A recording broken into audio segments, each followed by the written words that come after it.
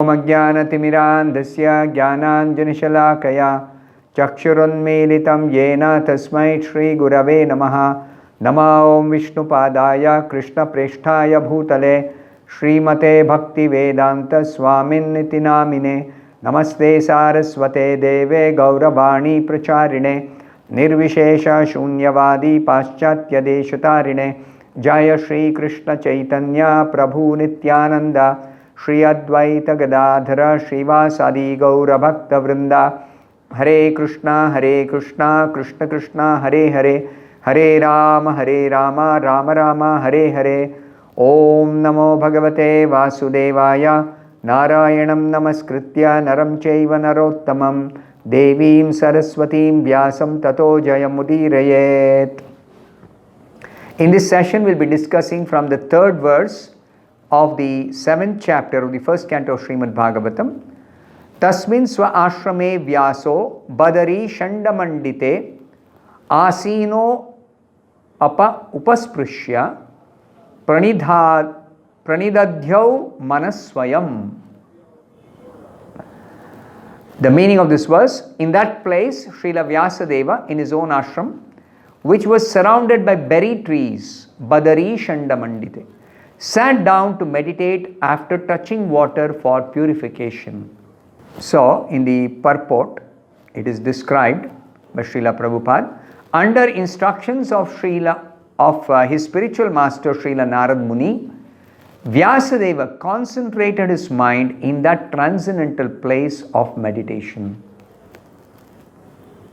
If you remember, in the previous session we discussed about that place, Shamyaprasa, where Vyasadeva's ashram was located on the western bank of the river Saraswati, and the place is most suitable for spiritual activities. So there Vyasadeva sat down for concentrating his mind in meditation on the Supreme Lord. Text number 4. The fourth verse in the same chapter, 7th chapter, first canto of Bhagavatam. Bhakti yogena manasi samyak pranihite amale apashyat purusham purnam mayam chatad apashrayam. The meaning of this verse is: thus he fixed his mind, perfectly engaging it by linking it in devotional service or bhakti yoga, without any tinge of materialism, and thus he saw the absolute personality of Godhead along with his external energy, which was under full control. What did Vyasadeva see or have vision of in the meditation?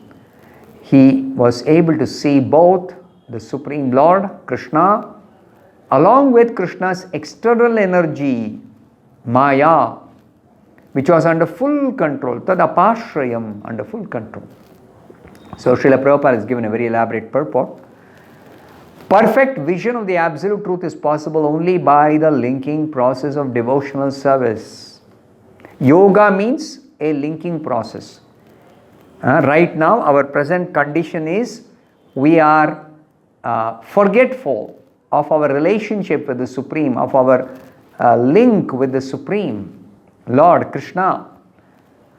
So to re-establish that forgotten relationship or revive that lost connection is the process of yoga. Among the different processes of yoga, to have complete vision of the absolute truth as the Supreme Personality of Godhead Krishna is only possible by bhakti. This is explained in the Bhagavad Gita. Bhaktya mam abhijanati. Only by bhakti we can have vision of Krishna or know Krishna or realize Krishna. There is no other process. This is also confirmed in the Bhagavad Gita. I just now said that. One can perfectly realize the absolute truth only by the process of devotional service. And one can enter into the kingdom of God by such perfect knowledge. This is what Bhagavad Gita says. Bhaktya mam abhijanati yavanyaschasmi tattvataha tato mam tattvato jnatva vishate tad anantaram. One can enter into the kingdom of God, kingdom of Krishna, after perfectly getting knowledge about the absolute truth as the Supreme Personality of God, Krishna. Imperfect realization of the absolute by the partial approach of impersonal Brahman or localized Paramatma does not permit anyone to enter into the kingdom of God. The jnana process results in realization of the absolute truth as impersonal Brahman. And the Ashtanga Yoga process results in realization of the absolute truth as Paramatma, localized Paramatma, who is the expansion of the Supreme Lord Krishna situated in the heart of every living being. But this realization of the absolute truth as impersonal Brahman or localized Paramatma does not permit the transcendentalist to enter into the kingdom of God. Sri Narada advised Vyasadeva to become absorbed in transcendental meditation on the personality of Godhead and his activities.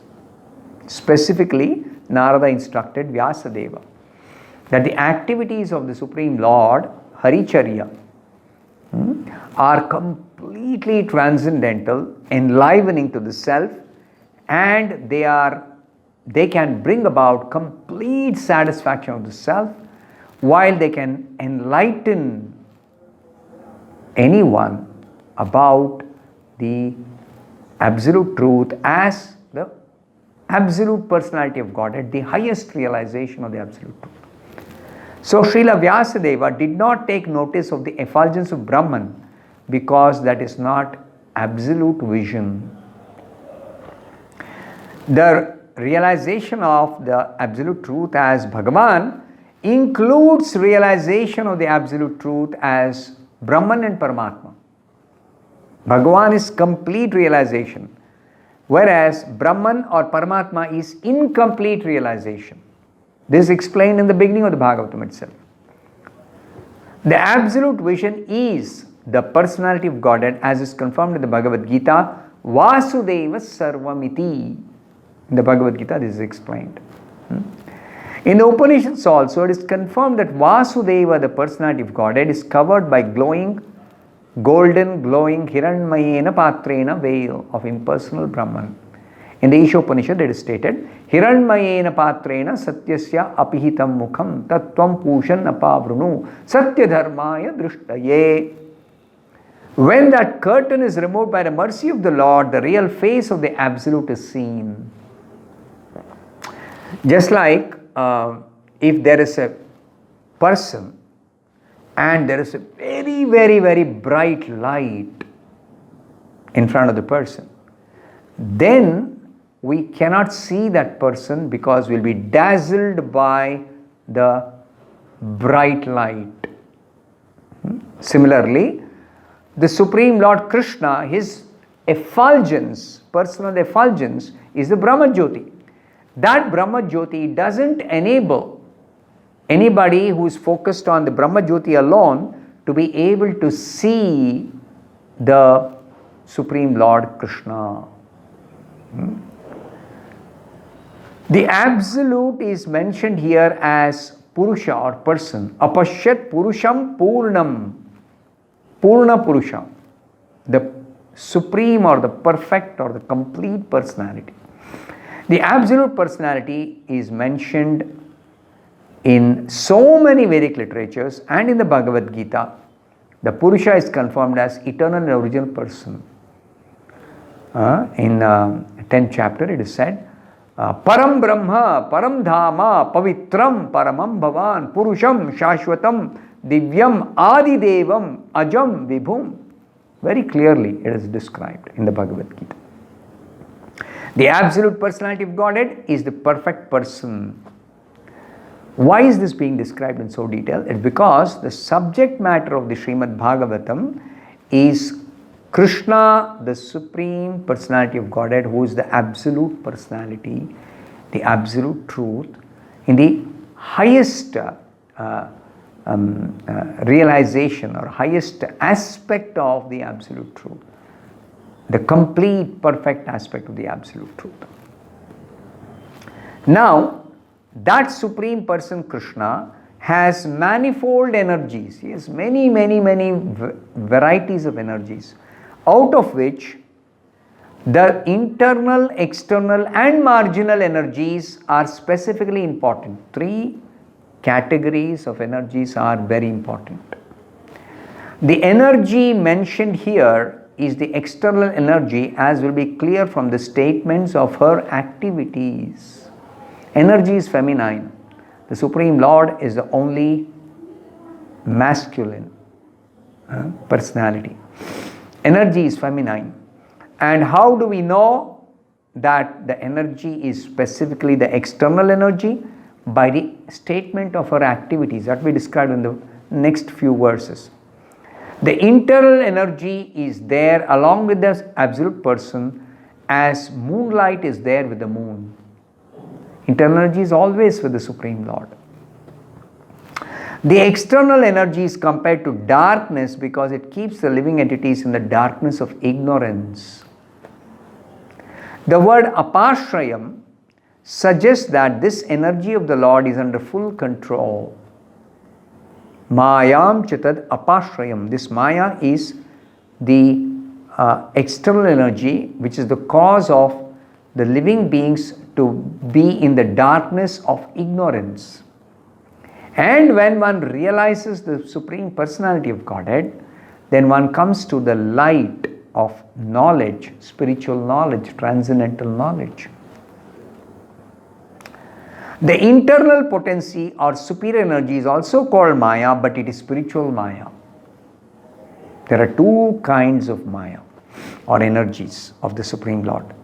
The external energy is the inferior energy. It is responsible for ignorance.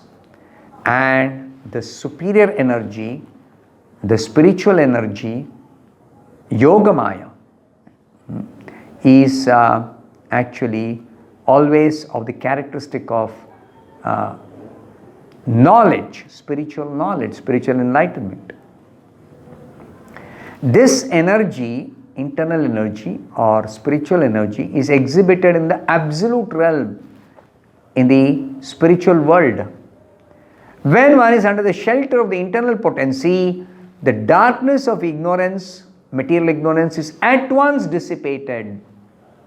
Just like when you are in a dark room, you come to light, immediately darkness is dispelled. Light dispels darkness immediately. There is no possibility of darkness when there is light. Even those who are Atma Rama or fixed in trance take shelter of this Maya, spiritual energy, internal energy. So, devotional service or Bhakti Yoga is the function of the internal energy. This is explained in the Bhagavad Gita. Mahatmanastu mam partha daivim prakritimashhritaha bhajanti ananya manaso gyatva bhutadim avyayam. Ananya manaso bhajanti, they engage in devotional service under the influence of the internal energy or the divine energy of the Supreme Lord, which is spiritual energy. One under the shelter of the spiritual energy engages in devotional service. Such internal energy is even superior to the spiritual bliss attainable in the conception of impersonal Brahman. The impersonal Brahman is subordinate to the personality of Godhead. Similarly, the bliss derived by realizing the impersonal Brahman is very insignificant compared to the ocean of transcendental bliss by realizing the personality of Godhead Krishna, the absolute personality of God Krishna. That is going to be elaborated in the Srimad Bhagavatam. This is the main subject of the Bhagavatam, Krishna.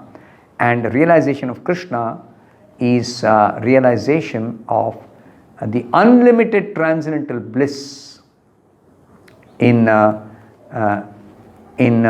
the shelter of the spiritual potency of Krishna. I'll stop here. Thank you very much. Hare Krishna.